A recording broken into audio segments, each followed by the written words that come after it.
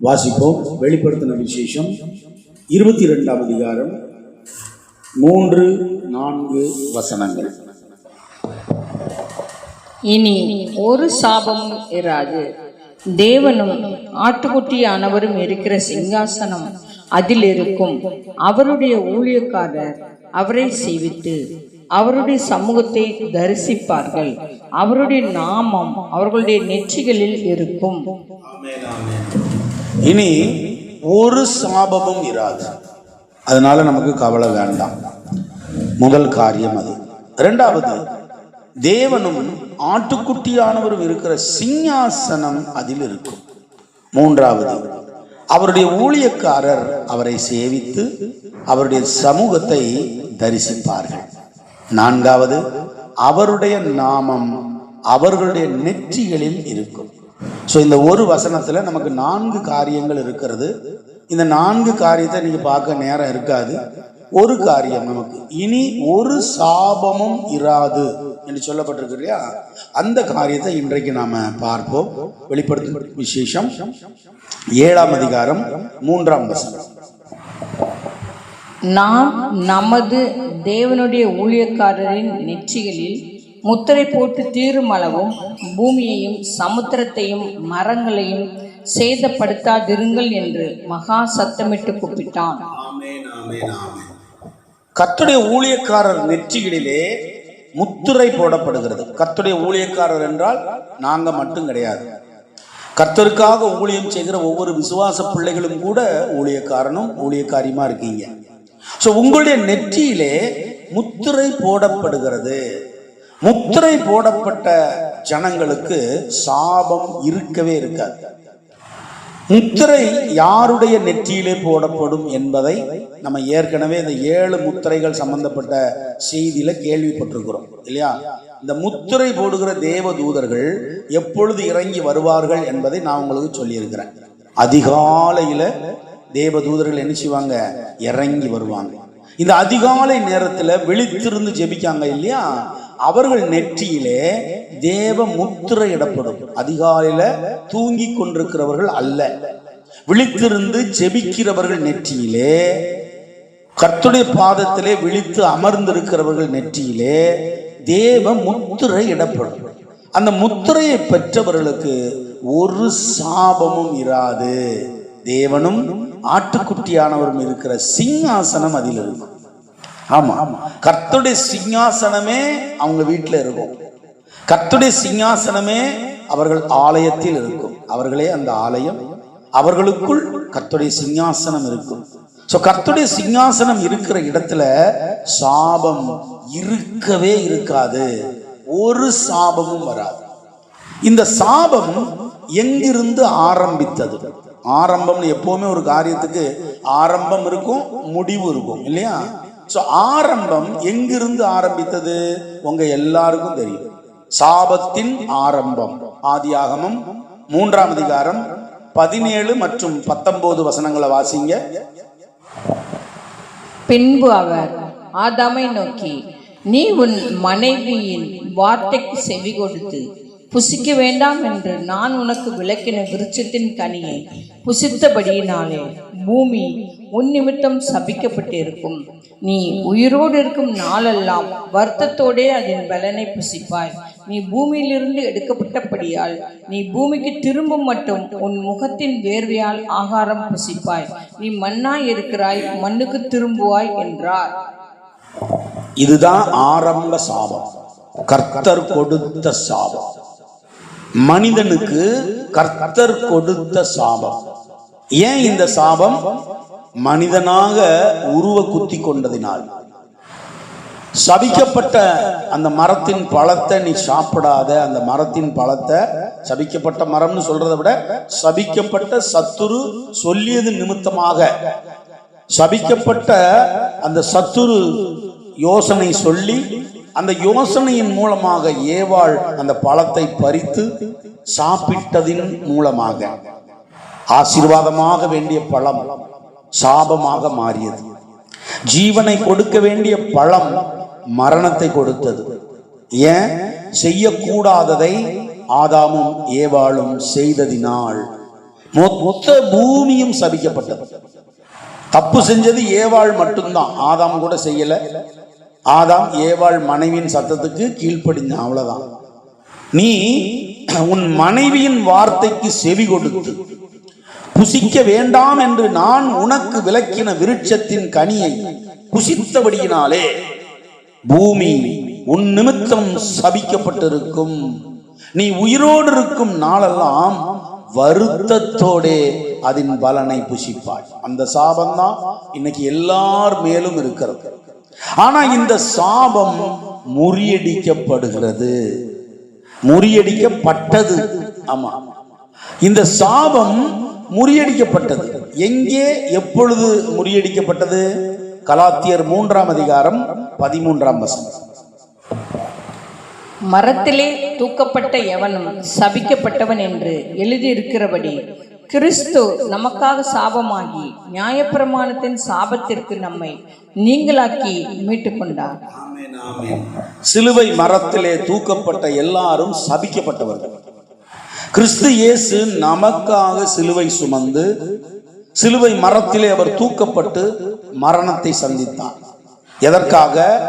நம்மீது இருந்த ஆதி பாவம் நம்மை விட்டு நீங்கும்படியாக, அந்த ஜென்ம பாவம் நம்மை விட்டு நீங்கும்படியாக, அந்த ஜென்ம சாபம் நம்மை விட்டு நீங்கும்படியாக அவர் சிலுவை சுமந்து தன் ஜீவனை தந்து அந்த சாபத்திலிருந்து நம்மை மீட்டு கொண்டார். அப்ப யாரெல்லாம் இயேசு கிறிஸ்துவை விசுவாசிக்கிறார்களோ, இயேசுவே மெய்யான தெய்வம் என்று விசுவாசிக்கிறார்களோ, அவர்கள் எல்லாரும் அந்த சாபத்துக்கு நீங்களாக இருக்கிறார்கள். நான் இயேசு கிறிஸ்துவை விசுவாசிக்கிறேன் என்பதை வெளிப்படுத்த வேண்டும் அல்லவா? அந்த வெளிப்பாடு தான் ஞான ஸ்நானம். நீங்கள் மூழ்கி ஞான ஸ்நானம் பெறும் பொழுது உங்களுக்கு ஒன்று சொல்லப்படும். என்னது? பாவத்துக்கு மரித்து நீதிக்கு பிழைப்பாயாக. அப்ப நீங்க பாவத்துக்கு மரிக்கும் பொழுது ஆதாம் ஏவாள் செய்த பாவம், அதன் மூலமாக வந்த சாபம், இது ரெண்டும் உங்களை விட்டு எடுக்கப்படுகிறது. இனி உங்களுக்கு சாபம் இராது. இனி உங்களிடத்திலே சாபம் இராது. இனி ஒரு சாபமும் இராது. தேவனும் ஆட்டுக்குட்டியானவரும் இருக்கிற சிங்காசனம் அதில் இருக்கும். இப்ப நீங்க ரட்சிக்கப்பட்டு மூழ்கி ஞானஸ்நானம் எடுத்த பிறகு நீங்க தேவனுடைய ஆலயமாக மாறுகிறீர்கள். நீங்களே அந்த ஆலயம். சோ உங்க ஆலயமாகிய உங்க இருதயத்துக்குள்ள தேவன் சிங்காசனமிட்டு அமர்ந்திருப்பார். ஆமா, கம்பீரமாக அமர்ந்திருப்பார். இப்ப பிரச்சனை எங்க ஆரம்பிக்கும் அப்படின்னா, ரட்சிக்கப்பட்டாச்சு, ஞானஸ்நானம் எடுத்தாச்சு, எல்லாம் செஞ்சாச்சு, இப்ப விடுதலை பெற்றாச்சு. விடுதலை பெற்ற பிறகு நாம் நம் இஷ்டத்துக்கு நடக்க கூடாது. வேதத்துல நமக்கு சில சட்ட திட்டங்களை தேவன் தந்திருக்கிறார். ரட்சிக்கப்பட்டவர்களுக்கு, ரட்சிக்கப்பட்டவர்களுக்கும் ரட்சிக்கப்படாதவர்களுக்கும் ஒரு பெரிய வித்தியாசத்தை தேவன் காண்பித்திருக்கிறார். ஒளிக்கும் இருளுக்கும் சம்பந்தம் ஏது? கர்த்தருடைய பிள்ளைக்கும் பேலியாளின் பிள்ளைக்கும் சம்பந்தம் ஏது? சோ தேவ ஜனமே, அந்த வித்தியாசத்தை நாம காண்பிக்கணும். நான் ரட்சிக்கப்பட்டுட்டேன், நான் ஞானஸ்நானம் எடுத்திருக்கிறேன் அப்படின்னா வித்தியாசத்தை நீங்கள் காண்பிக்க வேண்டும். அப்பொழுது உங்க நெற்றியிலே தேவ முத்திரை இடப்படும். எந்த சாபமும் உங்களுக்கு வராது. நான் ரட்சிக்கப்பட்டு விட்டேன், நான் ஞானஸ்நானம் எடுத்து விட்டேன், நாய் தான் கக்கினதை திரும்ப தின்னுமா போல அப்படின்னு விட்ட பாவத்தை திரும்ப செஞ்சாலோ, கர்த்தருக்கு அருவருப்பான காரியத்தை செய்தாலோ, ஜீவ புஸ்தகத்திலிருந்து பேரை கிறுக்கி போடுவேன் அப்படிங்கிறார். அப்ப ஒரு சாபமும் இராது என்று சொல்லுகிற அதே கர்த்தர், நீ திரும்ப திரும்ப குந்தி குந்தி நடந்தால், திரும்ப திரும்ப உன் பிடரியை கடினப்படுத்தினால், சாபம் உன் வீட்டு வாசலிலே படுத்திருக்கும் என்று வேதம் சொல்லுகிறது. எந்திரிச்சு போவாதான், அப்படி படுத்து கிடக்கும். சொல்லுவாங்க, தரித்திரம் வீட்டு வாசல்ல படுத்து கிடக்கும். சாபம் வீட்டு வாசல்ல படுத்து கிடக்கும். ஏன்? ரட்சிப்பின் அனுபவத்துக்குள் வராதபடிக்கு நம் சுய சித்தத்தை செய்ய தொடங்குவது. நம் சுய சித்தத்தை செய்யவே கூடாது. நம்ம கர்த்தருக்குள்ளே இருக்கோம்னு வைங்களேன், எந்த சாபமும் எந்த பாவமும் நம்மை அணுகவே முடியாது. வேதம் தெளிவாய் சொல்லுகிறது. நீதிமொழிகள் 26ஆம் அதிகாரம் 2ஆம் வசனத்தை வாசிங்க. அடைக்கலான் குருவி அலைந்து போவது போலும், தகைவிலான் குருவி பறந்து போவது போலும், காரணமில்லாமல் இட்ட சாபம் தங்காது. உங்களுக்கு விரோதமாக இடுகிற சாபங்கள் தங்கவே தங்காது. ஏன்னா நீ கர்த்தருடைய பிள்ளை, நீ கர்த்தருடைய பிள்ளை, தெய்வ பயத்தோடு இருக்கிறாய். வேதம் சொல்லுகிறது, நீ உலகத்துக்கு பயப்பட வேண்டாம், பயப்படாதே பயப்படாதேன்னு 365 முறை எழுதப்பட்டிருக்கிறது. வருஷம் முழுக்க நீ பயப்பட வேண்டாம். ஆனா கர்த்தரிடத்தில் வரும் பொழுது பயத்தோடும் நடுக்கத்தோடும் அவரை சேவியுங்கள். அவர் கனத்துக்குரியவர். அவருக்கு கொடுக்க வேண்டிய துதி கன மகிமையை அவருக்கு மாத்திரமே செலுத்த வேண்டும். என் மகிமையை வேறொருவருக்கும் கொடே. அப்ப அந்த மகிமையை வேற யாருக்கும் அவர் கொடுக்க மாட்டாரு. அதுல ரொம்ப வைராக்கியமா இருப்பார், ரொம்ப வைராக்கியம் முடிச்சவர். தன்னுடைய மகிமைய வேற யாருக்குமே கொடுக்க மாட்டாரு. அதுல நாம உறுதியா இருந்துட்டோம்னா, நீங்க யாக்கோபாக, நீங்க இஸ்ரேலாக மாறிவிடுவீர்கள். உங்களுக்கு விரோதமா எந்த சாபமும் பலிக்காது. ஆமா, என்னாகமம் 23ஆம் அதிகாரம் 23ஆம் வசனம் சொல்லுகிறது, யாக்கோபுக்கு விரோதமான மந்திரவாதம் இல்லை, இஸ்ரவேலுக்கு விரோதமான குறி சொல்லுதலும் இல்லை. தேவன் என்னென்ன செய்தார் என்று கொஞ்ச காலத்திலே யாக்கோபையும் இஸ்ரவேலையும் குறித்து சொல்லப்படும். யாக்கோபுக்கு விரோதமான மந்திரவாதம் இல்லை, இஸ்ரவேலுக்கு விரோதமான குறி சொல்லுதலும் இல்லை. இந்த வார்த்தை நல்ல வார்த்தை. ஆனா நான் யாக்கோபா இருக்கிறேனா, நான் இஸ்ரவேலாக இருக்கிறேனா என்பதை நான் தான் உணர்ந்து பார்க்க வேண்டும். நான் யாக்கோபாக இல்லாமல், நான் இஸ்ரேலாக இல்லாமல் எனக்கு விரோதமா எழும்பும் ஆயுதங்கள் வாய்க்காதே போகும் என்று எப்படி சொல்ல முடியும்? யாக்கோபுக்கு விரோதமான மந்திரவாதம் கிடையாது, இஸ்ரவேலுக்கு விரோதமான குறி சொல்லுதலும் கிடையாது. ஆனா நான் யாக்கோபை போலவும் இல்லை, இஸ்ரவேலை போலவும் இல்லை அப்படின்னு வாழ்ந்து கொண்டிருந்தான். எப்படி சாபம் பலிக்காமல் போகும்? காரணம் இல்லாமல் இட்ட சாபம் தங்காது என்று சொல்லப்பட்டிருக்கு. அப்படின்னா என்ன அர்த்தம்? காரணத்தோட இடுகிற சாபம் தங்கும், அப்படிதான் அர்த்தம். அப்ப காரணத்தோட இடுகிற சாபமும் நமக்கு தங்க கூடாது. அப்படின்னா கர்த்தரை விட்டு விலகவே கூடாது, என்னாலும் எப்பொழுதும். அப்ப நீங்க கேட்கலாம், என்ன பாஸ்டர் நாங்க வேலை வெட்டிக்கு போகாம எப்பவும் சோத்திரம் சோத்திரம் சோத்திரம் சோத்திரம் போட்டுக்கிட்டே இருக்கவா அப்படின்னா அதை சொல்லல. உங்க ஆவி ஆத்தும சரீரம், ஆமா, அது கர்த்தருக்கு ஒப்பு கொடுங்க, முழுமையா ஒப்பு கொடுங்க. அதே நேரத்தில் உலகத்துல வாழ வேண்டிய செய்ய வேண்டிய காரியங்களை நீங்க செய்துதான் ஆகணும். ஆனா கர்த்தருக்கு கொடுக்கிற முக்கியத்துவத்தை நீங்கள் கொடுக்கும் பொழுது இனி ஒரு சாபமும் இராது. இதுதான் ரகசியம். சும்மா பேச்சுக்கு நீ யாக்கோபு நீ இஸ்ரேல் உனக்கு சாபம் இராதுன்னு பொய் சொல்லக்கூடாது. நிறைய பேர் பொய் சொல்லியே காலத்தை தள்ளி போயிட்டு இருக்காங்க. கூட்டம் கலைஞ்சிடக்கூடாது, விசுவாசி வராம போயிடக்கூடாது அப்படின்னு பொய் சொல்லியே நாட்களை நடத்தி கொண்டிருக்கிறார்கள். நீங்கள் வாழ்ந்து கொண்டிருப்பது கடைசி காலம் அல்ல சகோதரனே சகோதரியை, கடைசி நிமிடத்துல வாழ்ந்து கொண்டிருக்கிறீர்கள். அப்ப எந்த சாபமும் உங்களை வரக்கூடாது, எந்த பாவமும் உங்களை ஆண்டு கொள்ளக்கூடாது என்றால் நீங்க கர்த்தருக்குள்ளேயே இருக்கணும், நீங்க கர்த்தருடைய செட்டைக்குள்ளேயே இருக்கணும். என்றைக்கு நீங்க ரட்சிக்கப்பட்டீர்களோ, வேதம் சொல்லுகிறது, ஆதியில் இருந்த அன்பை விட்டா என்று உன் பேரில் எனக்கு குறை உண்டு என்று வெளிப்படுத்தின விசேஷத்துல சொல்லப்பட்டிருக்கு. ஆமா, ஆதியில உள்ள அன்பை விட்டாய் அப்படின்னா ரட்சிக்கப்பட்ட புதுசுல கர்த்தாவே கர்த்தாவே நல்ல சோத்திரம் அல்ல இல்லையா, எல்லாத்துலயும் கரெக்டா இருப்போம், சபைக்கு சரியான சமயத்துக்கு வருவோம், எல்லா கூட்டத்திலையும் கலந்துக்கிடுவோம். ஆனா நாளாக நாளாக நாளாக கர்த்தர் நமக்கு ஆசீர்வாதத்தை தர தர அவரை விட்டு அப்படியே பின்னால போக ஆரம்பிப்போம். அங்கதான் நம்ம தப்பு பண்றோம். எவனிடத்தில் அதிகமாய் கொடுக்கப்பட்டதோ அவனிடத்தில் அதிகமாய் கேட்கப்படும். மறந்துடாதீங்க. நீங்க ரட்சிக்கப்பட்ட புதுசுல உங்களுக்கு நிறைய தருவார். அமுக்கி குலுக்கி சரிந்து விழும்படி நன்றா இழந்து உங்க மடியில போட்டுருவாரு. அதுக்கு கணக்கு கேட்பார். சும்மாலாம் கொடுக்க மாட்டார். ஒரு எஜமான் உங்க கையில ஒரு 10 லட்ச ரூபா கொடுத்து இந்த கடங்க இந்த வேலையை பார்த்துட்டு வாடா அப்படின்னா மீதி கணக்கு கேட்பாரு. கேட்காம அப்படி விட மாட்டார். அந்த மாதிரி உங்க வாழ்க்கையில, யாருடைய வாழ்க்கையில ஆவிக்குரிய ஆசீர்வாதம், பூமிக்குரிய ஆசீர்வாதம் நிறைவாய் தேவன் கொடுத்து கொண்டே இருக்கிறாரோ அவர்களிடத்துல கணக்கும் அதிகமாக கேட்கப்படும். அப்ப நாம என்ன செய்யணும்? பயந்து நடுங்கணுமா? நான் திரும்ப திரும்ப சொல்றேன், இந்த எச்சரிப்பின் சத்தம் என்பது பயம் காட்டுவதற்கு அல்ல, நம்மை நாமே திருத்திக் கொள்வதற்காக. எந்த இடத்தில் நம்ம குறைவுபடுகிறோம் என்பதை கர்த்தர் சுட்டி காட்டுகிறார். உடனே பயந்து நடுங்கி பின்னால போயிடக்கூடாது. சிலர் பண்ற தப்பு கர்த்தர் உணர்த்தும் பொழுது உணர்வடையாம பின்னால போயிடுவாங்க, அங்க தப்பு பண்றாங்க.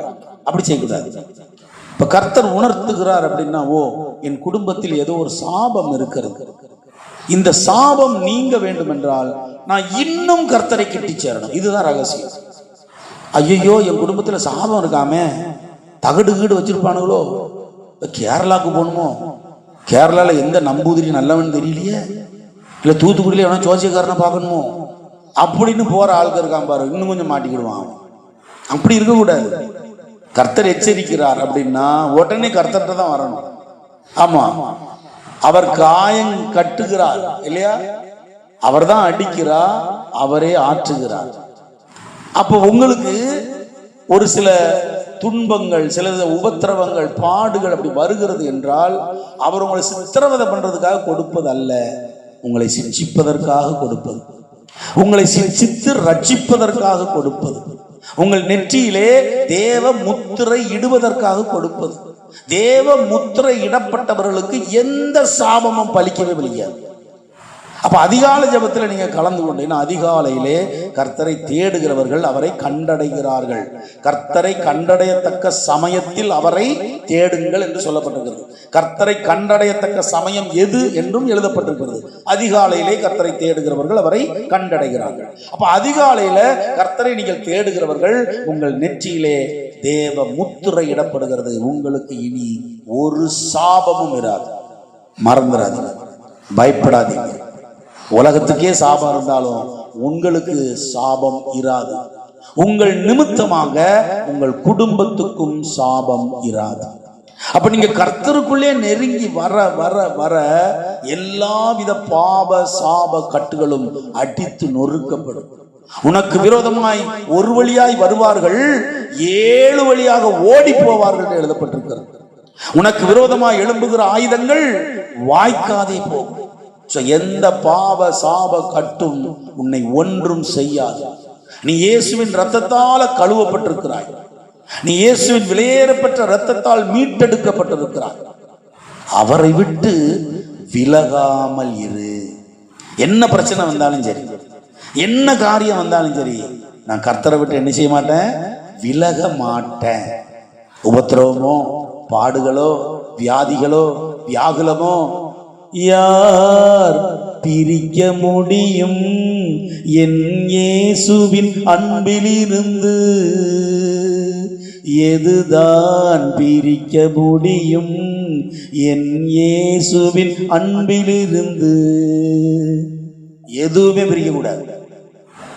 எதுவுமே இயேசுவின் அன்பை விட்டு உங்களை பிரிக்கவே கூடாது. அந்த பிரிவுக்கு நீங்க இடம் கொடுக்கவே கூடாது. கஷ்டமா பாடா, எப்படி சின்ன பிள்ளைங்க பாருங்க, என் பேரன் ஏதாவது சேட்டை பண்ண சப்புன்னு கொடுத்துருவேன். உடனே எங்கேயும் ஓட மாட்டான், நேராக ஆச்சிட்ட ஓடுவான். ஆச்சிட்ட போய் தோளில் படுத்துக்கிட்டு என்னையே பார்த்துக்கிட்டு இருப்பான். நான் தான் பிடுங்கினேன். நான் அவன் தொடையை பிடுங்கி விட்டுருவேன், நொல்லி விட்டுருவேன், இல்லை அடிச்சு விட்டுருவேன் சேட்டை பண்ணான்னா. சர்ச்சில் மற்றபடி அவனை அடிக்கவே மாட்டேன், அவனை கொஞ்சுவேன். சர்ச்சில் ஆராதனைக்கோ வேற எதுக்கும் அவன் இடையூறாக இருந்தால் அரை கூப்பிட்டு வச்சு வெளுத்துருவேன்.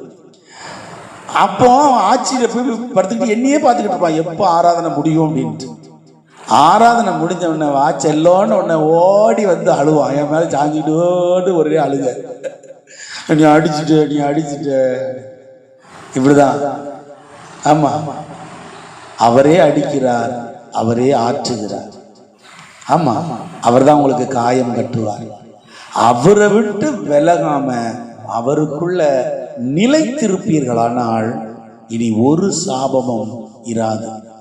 நாம் நமது தேவனுடைய ஊழியக்காரரின் நெற்றிகளில் முத்திரை போட்டு தீரும் அளவும் பூமியையும் சமுத்திரத்தையும் மரங்களையும் சேதப்படுத்தாதிருங்கள் என்று மகா சத்தமிட்டு கூப்பிட்டான். அப்படின்னா என்ன அர்த்தம்? கர்த்தருடைய பிள்ளைகள் நெற்றியில முத்திரை போட்டு முடியும் போது இந்த உலகம் அக்கினிக்கு இரையாக ஒப்பு கொடுக்கப்படும். இந்த உலகம் அழிவை காணும். அதுக்கு முன்னால 7 வருட உபத்திரவமும் அந்தி கிறிஸ்துவின் ஆட்சி காலமும் வரும். அப்படிப்பட்ட பொல்லாத நாட்கள் வரும் முன்னே கர்த்தரை கிட்டி சேருவோம். வானம் முழுக்க உங்க தேவைகளெல்லாம் சந்தித்து கொடுத்தாரே, தடைகளை எல்லாம் மாற்றினாரே, தேவைக்காக மாத்திரம் கர்த்தரை தேடாம எப்பொழுதும் அவரோடு இருக்கிற ஒரு உறவு.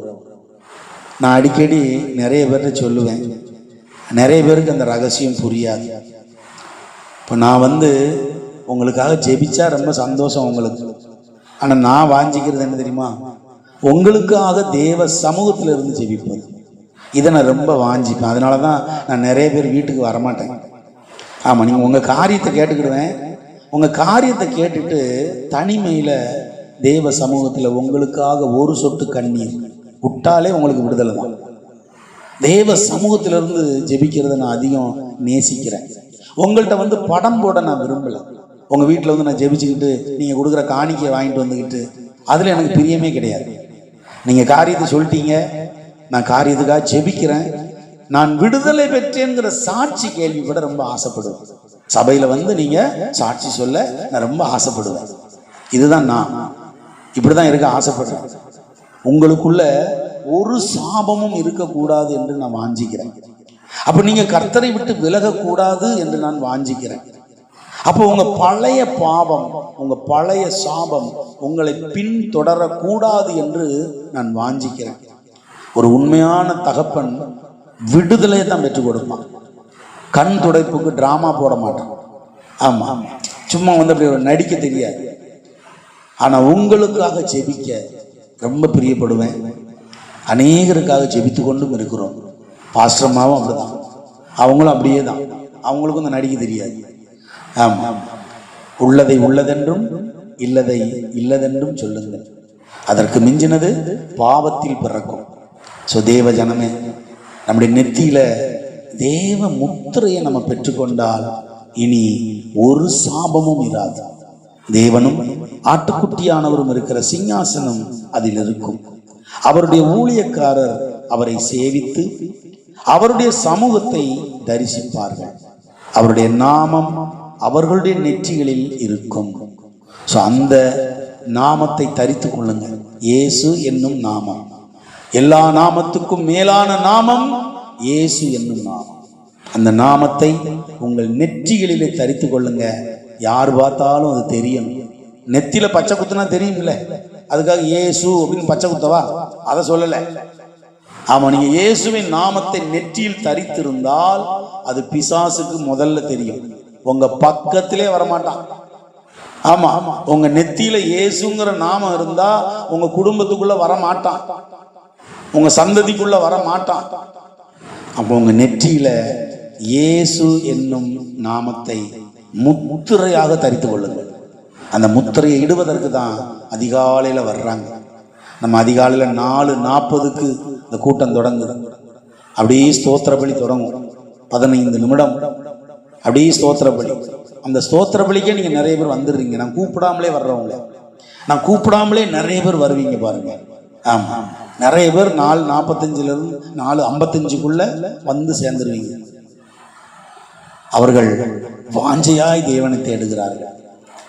அதுக்காக நான் கூப்பிடுறவங்க கர்த்தரை தேடலைன்னு அர்த்தம் கிடையாது. நீங்க வேலைக்கு போறீங்க, டயர்டா இருப்பீங்க, தூங்குவீங்க, அது தப்பு கிடையாது. எழுப்புன பிறகு உற்சாகமா கலந்துக்கிறீங்க இல்லையா, அதான் சந்தோஷம். இந்த 1.5 மணி நேரம் தேவ சமூகத்தில் நம்ம இருக்கோம். உங்க எல்லார் நெத்தியிலையும் இயேசு என்னும் முத்திரை தரிக்கப்படுகிறது. ஆமா, யாரெல்லாம் விழித்திருந்து ஜெபிக்கிறீங்களோ மறந்துடாதீங்க, உங்க நெற்றிகளிலே இயேசு என்னும் முத்திரை தரிக்கப்படுகிறது. அந்த முத்திரை உங்கள்கிட்ட இருந்தா எந்த சத்ருவும், எந்த பாவமும், எந்த சாபமும் உங்களை பின் தொடரவே முடியாது. அவர் உங்களோடு கூட இருக்கிறார், உங்களை கைவிடவே மாட்டார். எங்கள் அன்பின் பரமபிதாவே, தகப்பனே, நீர் விதைக்க சொல்லுகிற விதைகளை தினந்தோறும் விதைத்து கொண்டு வருகிறோம் சுவாமி.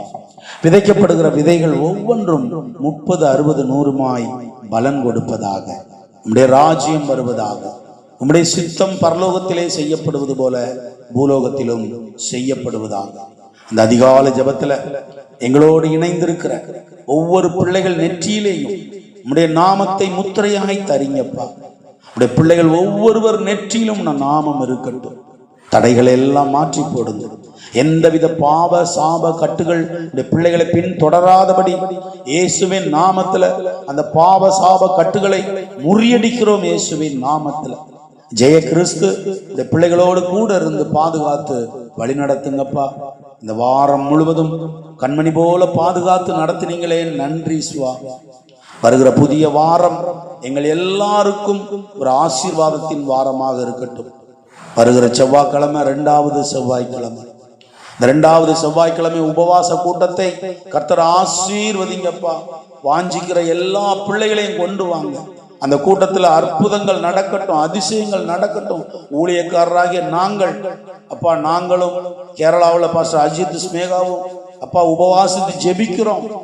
இந்த ஜெபத்தை கேட்டு அந்த நாளிலே ஒரு அற்புதத்தை நடத்தி கொடுங்க, ஒரு அதிசயத்தை நடத்தி கொடுங்க. தடைகளை எல்லாம் மாற்றி போடுங்க. வாஞ்சையாய் வருகிற பிள்ளைகள் எல்லாரும் பெற்றுக்கொள்ளட்டும். ஒருவர் கூட வெறுமையா வந்து வெறுமையா போகக்கூடாது.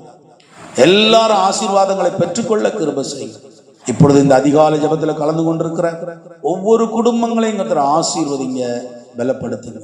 உடைய ஊழியக்காரனுக்கு கொடுத்த கிருபையின் நிமித்தமாக, அன்பின் நிமித்தமாக, அதிகாரத்தின் நிமித்தமாக உள்ளத்தின் ஆழத்திலிருந்து பிதா குமாரன் பரிசுத்தாவின் நாமத்திலே வாழ்த்துகிறேன், ஆசீர்வதிக்கிறேன். மீட்பரும் இரட்சகரும் ஆகிய இயேசு கிறிஸ்துவின் இன்ப நாமத்தில் ஜெபம் கேளும் நல்ல பிதாவே, ஆமேன், ஆமேன், ஆமேன். என் ஆத்துமாவே கர்த்தரை ஸ்தோத்தரி, என் முழு உள்ளமே அவருடைய பரிசுத்த நாமத்தை ஸ்தோத்தரி. என் ஆத்துமாவே கர்த்தரை ஸ்தோத்தரி, அவர் செய்த சகல உபகாரங்களையும் மறவாதே. ஆமேன், ஆமேன், ஆமேன். எல்லாரும் இன்னொரு முறை சந்தோஷமா உற்சாகமா ஒரு 3 அல்லேலூயா சொல்லுவோமா?